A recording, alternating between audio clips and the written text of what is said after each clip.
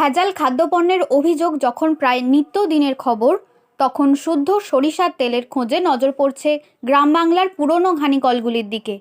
আধুনিক যন্ত্রের দাপটে হারিয়ে যেতে বসা এই ঐতিহ্য আরামবাগ মহকুমার কয়েকটি জায়গায় এখনও টিকে আছে।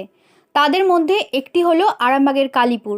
এখানে আজও প্রাচীন পদ্ধতিতে কাঠের ঘানিতে সরিষা থেকে তেল উৎপাদন করা হয়, যার স্বাদ ও গন্ধে আলাদা পরিচিতি বহন করে। ঘানিকলে প্রথমে সরিষা দানা সামান্য জল দিয়ে কাঠের ঘানিতে দেওয়া হয়। এরপর নির্দিষ্ট সময় ধরে ধীরে ধীরে ঘানি ঘোরানো হলে আস্তে আস্তে তেল বেরোতে থাকে। প্রায় সম্পূর্ণ তেল বেরিয়ে গেলে অবশিষ্ট খোল লোহার ঘানিতে দেওয়া হয়। লোহার ঘানিতে চাপ বেশি থাকায় খোল থেকে বাকি তেলও সহজেই সংগ্রহ করা সম্ভব হয়। ঘানিকলের কর্মকর্তা বাপি পাঁজা জানান, কাঠের ঘানিতে তৈরি সরিষার তেল সাধারণত 10 থেকে 11 মাস পর্যন্ত ভালো থাকে। অন্যদিকে লোহার ঘানির তেল তুলনামূলকভাবে দ্রুত ব্যবহার করে নেওয়াই ভালো। তার দাবি, এখানে উৎপাদিত তেল সম্পূর্ণ বিশুদ্ধ ও ভেজাল মুক্ত।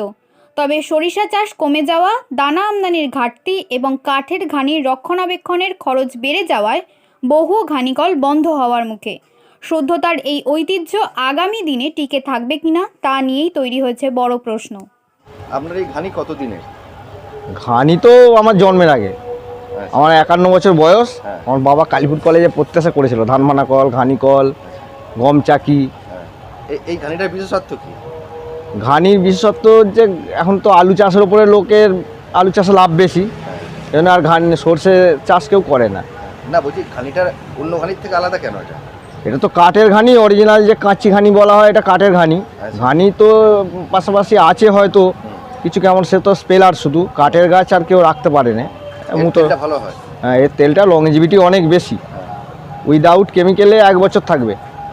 যদি তেলটা মানে ভানিয়ে নিয়ে যাওয়ার 5-7 দিন বাদে যদি তেলটা অন্য ড্রামে ঢেলে নেয়, নিচের ময়লাটা যদি গবাদি পশু বা গোলাপ ফুল গাছ থাকলে সারের কাজ করবে, ওটা দিয়ে দিল, উপরে তেলটা ঢেলে নিলে ওটা 1 বছর রেখে দিলে থাকবে। বাইরের তেলের সঙ্গে এই তেলের তফাৎটা কি? ও তো এটা উইদাউট কেমিক্যাল, একই তেল, ওইটাও কেমিক্যাল দেওয়া থাকে আর এটা কেমিক্যাল ছাড়া। এবার কেমিক্যালটা দেয় কেন? ওর সাথে তিল বা অন্যান্য নানা রকম তেল তো বহুত রকমের আছে, পাইলিং হয়, তার জন্য কেমিক্যালটা প্রয়োগ করে যাতে ঝাঁঝটা বেশি থাকে, বুঝতে না পারে। অরিজিনাল সরষের তেল বাজারে নেই। বাইরে যে টাকায় তেল পাওয়া যায়, আদেও কি সেই টাকাতে খাঁটি তেল কি পাওয়া সম্ভব? বাজারে যে তেলগুলো বিক্রি হয়, যেমন মশাল তেল, কিছু কেমন নামি নামি যেগুলো তেল, সেগুলো তো খানিকটা পিওরিটি থাকে। যেগুলো লোকাল তেল, ওগুলোর মধ্যে কোনো পিওরিটি থাকে না, তার জন্যই দাম কমে দিতে পারে। তো এই যে ঘানির তেল, এটা খাওয়া কতটা ভালো বলে আপনি মনে করেন? এটা তো কেমিক্যাল ছাড়া, মানে গ্যাস অম্বল এগুলো হবে না, শরীর ঠিক থাকবে। শারীরিক দিক থেকে খুবই ভালো। খরচ একটু বেশি হবে ঠিকই, কিন্তু শারীরিক দিক থেকে ভালো, ডাক্তারকে পয়সা কম দেবে। ধরুন 10 কেজি সরিষা, এটা কতক্ষণ সময় লাগে রেডি করতে? 10 কেজি সরিষা ভানতে মোটামুটি 1.5 ঘন্টা টাইম লাগে। আচ্ছা, আপনারা কাস্টমারের সামনে ভেঙে দেন? হ্যাঁ, বসে থেকে যে ভানাবে তার আগে লাইন। আচ্ছা দাদা, যে বসে থেকে ভানাবে তার আগে লাইন, যে রেখে যাবে সে রেখে যাবে। আপনার পরিচয়?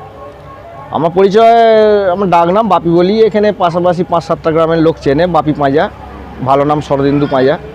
এই আমার দোকান। এখন আর ঘানি পানি ভালো চলে না বলে এই চাল ফাল ব্যবসা করা হয়। এটা কোন জায়গা? এটা কালীপুর আরামবাগ। নিউ নূর সোফা সেন্টার। এখানে সমস্ত রকম সোফা পাইকারি ও রিটেলে বিক্রয় করা হয়। সমস্ত সোফা নিজস্ব কারখানায় তৈরি করা হয়।